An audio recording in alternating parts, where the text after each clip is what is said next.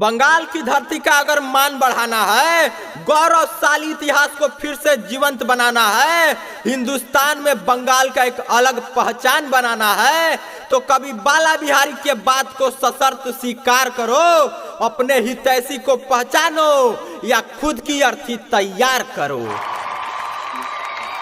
10-15 साल से अपनी मनमानी करती आ रही ममता बनर्जी सरकार और उसके नेताओं को इस चुनाव में अब कोई सार्थक जवाब नहीं मिल रहा है जिससे बंगाल की जनता संतुष्ट हो जाए, तो टीएमसी पार्टी और इसके नेता कह रहे हैं कि बंगाल की धरती पर गुजरात के लोग मैनिफेस्टो तय करेंगे। और गुजरात हिंदुस्तान से अलग है क्या, या बंगाल हिंदुस्तान से अलग है? टीएमसी और ममता बनर्जी ये लोग तो शुरू से ही प्रयास किए हैं कि बंगाल को हिंदुस्तान से अलग कर दिया जाए, तभी तो बार बार ममता बनर्जी और विरोधी दलों की तरह पाकिस्तान की प्रशंसा करती रहती हैं, पाकिस्तान के पक्ष में बोलती रहती हैं, कश्मीर के मुद्दे पर पाकिस्तान का समर्थन करती हैं। अगर ये लोग हिंदुस्तानी होते, इनका दिल हिंदुस्तानी होता, तो क्या इस धरती का स्वर्ग कहे जाने वाले कश्मीर को ये लोग पाकिस्तान से जोड़ते, पाकिस्तान को देने की बात करते? वाह, क्या जवाब ढूंढा है इन लोगों ने। 70 साल से कांग्रेस लटका कर रखी थी अयोध्या राम मंदिर निर्माण को, उसका मसला हल हो गया। 70 साल से कांग्रेस समस्या खड़ी की थी सिर्फ और सिर्फ राजनीति के लिए कश्मीर में, वो समस्या हल हो गया।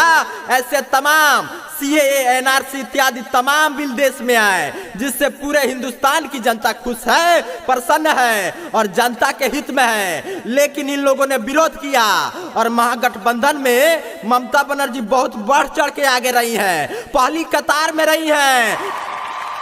देहात में लोग खिस्सा कहते हैं कि जब सर लगी फटने तो खैरात लगी बटने।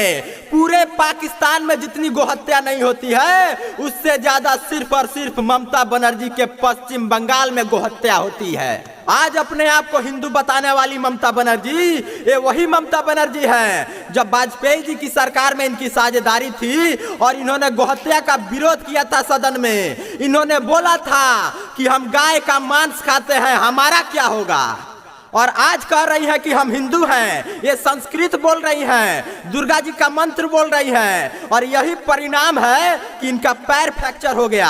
हम तो कह रहे हैं कि वो पैर फ्रैक्चर का जो एक्सरे रिपोर्ट है जिसको हम लोग टेलीविजन पर देखे हैं, उसका भी जांच सरकार को कराना चाहिए। इनके पैर का एक्सरे रिपोर्ट नहीं है, वो किसी दूसरे का टूटा होगा जिसको दिखा दिया गया है। हमारे बिहार में तो ऐसा होता है, लड़ाई झगड़ा में लोग दूसरे का एक्सरे रिपोर्ट लगा देते हैं और कोर्ट में पेश कर देते हैं। ठीक उसी तरह से हुआ है। इस पर तो भारत सरकार को और चुनाव आयोग को एक्शन लेना चाहिए और इसका भी जांच करना चाहिए कि जो एक्सरे रिपोर्ट दिखाया गया है वो इन्हीं का है कि दूसरे का एक्सरे रिपोर्ट लगा दिया गया है, सिर्फ वोट बैंक बनाने के लिए, जनता को गुमराह करके, सिर्फ सहानुभूति वोट बनाने के लिए। 4 साल 11 महीना ये लोग हिंदू नहीं रहते हैं। 4 साल 11 महीना सत्ता पाने के बाद 4 साल 11 महीना तक ये लोग हिंदुओं के लिए कोई काम नहीं करते। सत्ता के सिंहासन पर बैठने पर 4 साल 11 महीना तक हिंदुओं की याद नहीं आती है। हिंदुओं के लिए कुछ नहीं किया जाता है, जितना काम किया जाता है सब विशेष समुदाय के लोगों के लिए किया जाता है, जितना सुविधा होता है सब उनको दिया जाता है। लेकिन जब चुनाव आता है तो हिंदू याद आ जाते हैं, ये लोग हिंदू बन जाते हैं। हमारे बिहार में भी एक पार्टी है, यूपी में भी एक पार्टी है और बंगाल का तो सामने दिख ही रहा है, ममता बनर्जी और टीएमसी का कारनामा। अरे हिंदू तो बने हो, लेकिन हिंदुओं के लिए किए क्या हो, इतना तो बता दो कि तुमने हिंदुओं के लिए किया क्या है। तुम्हारे राज्य से कितने हिंदू पलायन कर गए, कितने हिंदू मर गए, कितने बीजेपी कार्यकर्ता मर गए, कितने राष्ट्रवादी देशभक्तों से तुमको नफरत है, कितने लोगों को मरवा देते हो, बहुतों की हत्या हुई, एफआईआर तक दर्ज नहीं हुआ। बंगाल में जो पंचायती चुनाव हुआ था उसका पूरी दुनिया ने लाइव टेलीकास्ट देखा कि टीएमसी के गुंडों ने, जिसको टीएमसी कार्यकर्ता बताती है, वो लोग कैसे कैसे कारनामे दिखाते हैं। हजारों लोगों को नॉमिनेशन नहीं करने दिया गया, पीट करके मार करके भगा दिया गया। इतनी अराजकता तो पाकिस्तान और सीरिया के बाद हिंदुस्तान के पश्चिम बंगाल में ही होगी, जहां किसी को नॉमिनेशन करने का भी अधिकार नहीं है, चुनाव लड़ने का अधिकार नहीं है। यही है टीएमसी की सच्चाई और उसके कार्य करने का तरीका और सरकार चलाने का तरीका। अपने आप को हिंदू बताने वाले ये नेता राम मंदिर का विरोध करते हैं। राम मंदिर ना बन सके इसके लिए कोई कोर कसर नहीं छोड़ते। हिंदुओं को हर जगह अपमानित करते हैं, हिंदुओं की आस्था को चोट पहुंचाते हैं, हिंदुओं के देवी देवताओं का अपमान करते हैं और कराते हैं। यही हिंदुत्व है। तो ऐसा हिंदुत्व हमको नहीं चाहिए, ऐसा हिंदू नेता हमको नहीं चाहिए।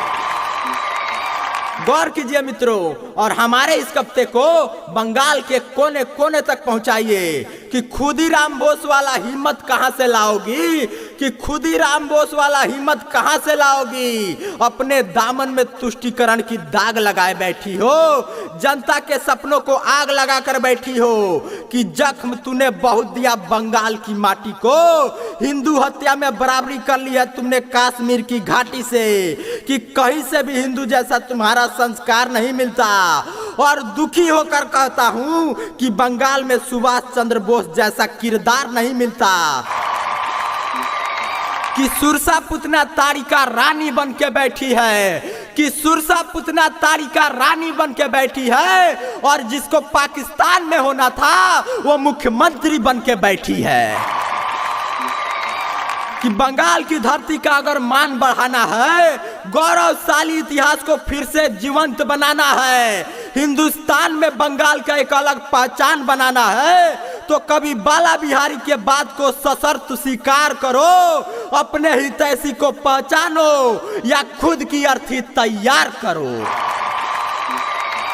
मित्रों, हमारे इस कविता को आप लोग ज्यादा से ज्यादा शेयर कीजिए और YouTube पे सर्च कीजिए कवि बाला बिहारी गोपालगंज, और देश हित में हमारे सभी कविताओं को सुनिए और हमारे चैनल को भी सब्सक्राइब कीजिए और साथ ही बेल आइकन को जरूर दबाइए। जय हिंद, जय भारत।